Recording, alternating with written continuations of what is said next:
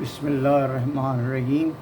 الصلاۃ والسلام علی سید المرسلین خاتم النبیین محمد صلی اللہ علیہ وسلم۔ پاکستان منزل بمنزل کا یہ 79ویں ایپیسوڈ یعنی 79 ایپیسوڈ آپ کے سامنے پیش کیا جا رہا ہے۔ یہ جو پیشکش ہے، یہ جو آپ پریزنٹیشن ہے، یہ فیاض مدثر مبین آپ کے سامنے پیش کر رہے ہیں۔ میری سامعین سے اور ناظرین سے گزارش ہے کہ وہ اس ایپیسوڈ کو خود واچ کریں، خود اس کو انالیسس کریں، خود اس کو ڈسٹریبیوٹ کریں، اس کو سبسکرائب کریں اور اس کو پھیلائیں جہاں تک کہ تاکہ پاکستان کی تاریخ کا پیغام گلی گلی کوچے کوچے میں پہنچ سکیں۔ یہ 79ویں ایپیسوڈ ہے۔ اس میں پاکستان کی تاریخ کے وہ واقعات پیش کی جائیں گی جو اگست 1953 میں وقوع پذیر ہوئے تھے۔ اگست 1953 کا سب سے اہم واقعہ یہ ہے کہ 12 اگست 1953 کو گورنر ہاؤس کراچی میں ایک پرشکوہ تقریب میں جناب حبیب ابراہیم رحمۃ اللہ نے سندھ کے گورنر کا عہدہ کا حلف لیا۔ ان کا یہ حلف سندھ کے چیف جسٹس حسن علی آغا نے لیا تھا۔ یہ اہم واقعہ تھا۔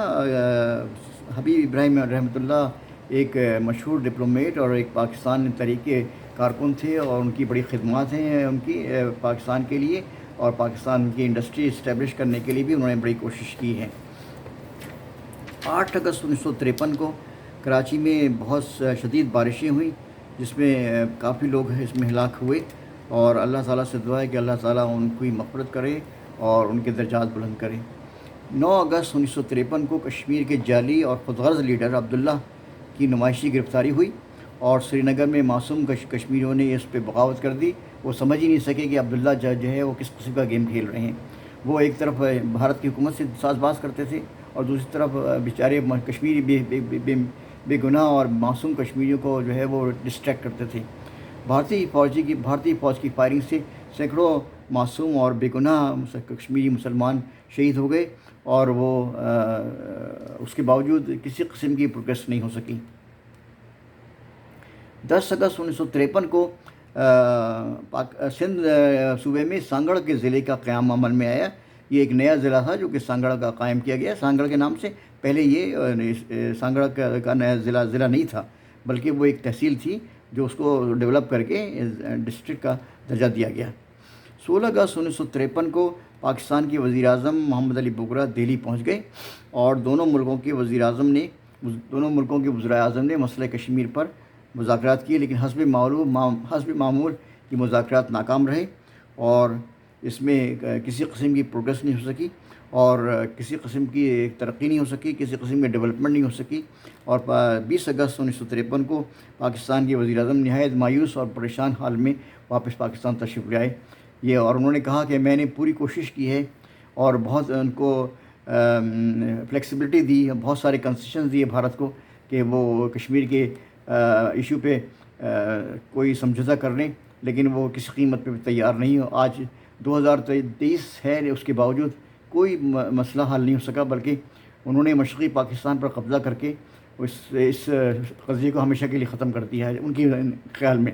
لیکن یہ حقیقی بات یہ ہے کہ کشمیر کا جو ایشو ہے وہ اس پاکستان سے بالکل مختلف ہے، اور کشمیر کو پاکستان کا 5واں صوبہ ہونا ہے، اس لیے کہ کشمیر کی آبادی جو ہے وہ مسلمان آبادی ہے، اور جس ایگریمنٹ پہ، جس معاہدے پہ پاکستان اسٹیبلش ہوا ہے، اس میں یہی طے پایا تھا کہ مسلم میجورٹی کے جو علاقے ہیں وہ پاکستان کو دیے جائیں گے، اور جو غیر مسلم علاقے ہیں وہ ہندوستان کو ملیں گے۔ 23 اگست 1953 کو ایک اور چال چلی بھارت نے کہ ہندو مہاسبھا کے ذریعے کشمیر میں استصواب رائے کے خلاف تحریک شروع کر دی گئی۔ یعنی نہ صرف کانگریس مخالفت کر رہی تھی، اور بلکہ انہوں نے ہندو مہاسبھا جو ان کی جو متعصب پارٹی ہے ہندوستان کی، بھارت کی، اس نے کشمیر کے ریفرنڈم میں اس کے خلاف ایک تحریک شروع کر دی۔ اور حقیقی بات ہے کہ وہ اصل میں اسی لیے تھی کہ وہ بھارتی حکومت کوئی اس پہ قدم نہ اٹھا سکے، اور آخرکار وہ ناکام ہو گئی۔ 26 اگست 1953 کو پاکستان کے وزیر اعظم نے کہا کہ میں نے حیدرآباد دکن کو بھارت کا حصہ قبول کر لیا ہے، اور قبول کرنے کے باوجود بھارتی حکومت محمد علی بگرا اور نہرو معاہدے سے پھر گئی ہے، اور انہوں نے کشمیر کا ایشو حل کرنے کے لیے کس سے انکار کر دیا ہے، اور انہوں نے وہی راگ پرانا آلاپنا شروع کر دیا کہ کشمیر جو ہے بھارت کا حصہ ہے۔ 26 اگست 1953 کو گورنر جنرل ملک غلام محمد نے انجمن ترقی اردو کا سرپرست بننا منظور کر لیا۔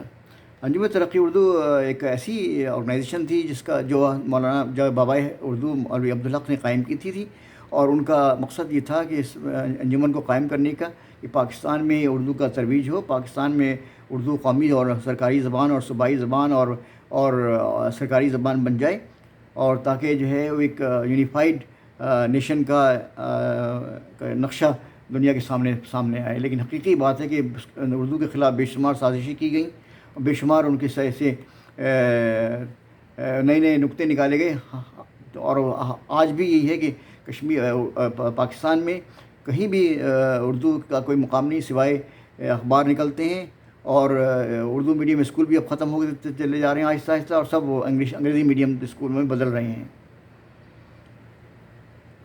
26 اگست 1953 کو سید امجد علی کو امریکہ میں پاکستان کا سفیر مقرر کر دیا گیا۔ 26 اگست کو ہی آل پاکستان میمن فیڈریشن کا قیام عمل میں آیا۔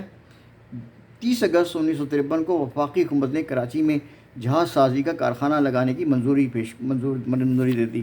یہ کارخانہ کراچی شپ یارڈ کراتا تھا، اور اس کے بعد یہ قائم ہوا، اور یہ پاکستان میں جہاز سازی کی پہلی اسکیم تھی، اور اس نے بہت سارے جہاز پروڈیوس کر کے پاکستان نیوی کو بھی دیے اور پاکستان مرچنٹ نیوی کو بھی دیے۔ 14 اگست 1953 کو وزیر مینشن کو قومی یادگار بنا دیا گیا۔ 14 اگست 1953 کو پاکستان کے گورنر جنرل ملک غلام محمد نے اس تاریخی مکان وزیر مینشن کو قومی یادگار میں تبدیل کرنے کی صدارت کی، جہاں 25 دسمبر 1876 کو بابا اقام محمد علی جناح پیدا ہوئے تھے۔ یہ وزیر مینشن پاکستان میں کراچی میں ساحلی علاقے پہ ہے، جو کھارا در کہلاتا ہے، اور جو کہ پرانا علاقہ ہے، اور وہاں ایک بڑی 2-3 منزلہ بلڈنگ ہے جہاں قائد محمد جناح کی ولادت ہوئی تھی۔ 14 اگست 1953 کو مشہور صحافی عنایت اللہ نے جناب نسیم حجازی کے تعاون سے راولپنڈی سے ایک روزنامہ کوہستان جاری کیا، جو کہ بہت پاپولر ہوا۔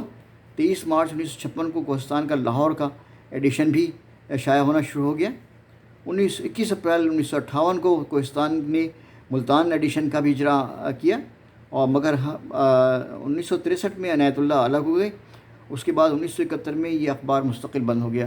یہ ایک بڑا اچھا اخبار تھا، اور بڑا ادبی اخبار تھا، بڑی اچھی اس میں ادبی سٹوریز شائع ہوتی تھی، اور بڑا پاپولر ہو رہا تھا۔ لیکن بعض کمرشل جو روزنامے پاکستان میں چھپنے لگے، ان کی کمرشل جو ایکٹیویٹی تھی بہت زیادہ شدید تھی، بہت زیادہ افیکٹو تھی، اس لیے یہ جو اچھے اخبارات تھے آہستہ آہستہ پاکستان کی صحافتی نقشے سے غائب ہو گئے۔ یہ جو واقعات میں نے آپ کے سامنے پیش کیے، یہ اگست 1953 کے تھے، اور میری گزارش ہے کہ یہ لوگ اس کو پڑھیں، اس کو ترویج کریں، اس کو پروپیگیٹ کریں، اس کو لوگوں کو پھیلائیں، اور بتائیں کہ پاکستان کی جو ہے ابتدائی تاریخ بہت تابناک تھی اور تابناک ہے، اور اللہ تعالیٰ انشاءاللہ تابناک رکھے گا۔ اللہ تعالیٰ اس ملک کو قائم و دائم رکھے، اور اس کو سلامت اور حفظ و امان میں رکھے۔ پاکستان پائندہ باد ہے۔